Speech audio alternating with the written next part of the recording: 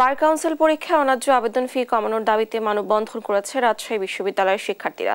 শনিবার বেলা 11:30টায় রাজশাহী বিশ্ববিদ্যালয়ের প্যারিস রোডে এই কর্মসূচি বিশ্ববিদ্যালয়ের আইন অনুষদের শিক্ষার্থীরা করে। বক্তারা বলেন, বার কাউন্সিলের পরীক্ষায় আবেদন ফি নির্ধারণ করা হয়েছে 4020 টাকা, কিন্তু পাবলিক পরীক্ষায় 200 থেকে 300 টাকায় পরীক্ষা দেওয়া সম্ভব। বার কাউন্সিলের পরীক্ষায় অন্যায্য আবেদন ফি প্রত্যাখ্যান করে 300 টাকা করার দাবি তাদের।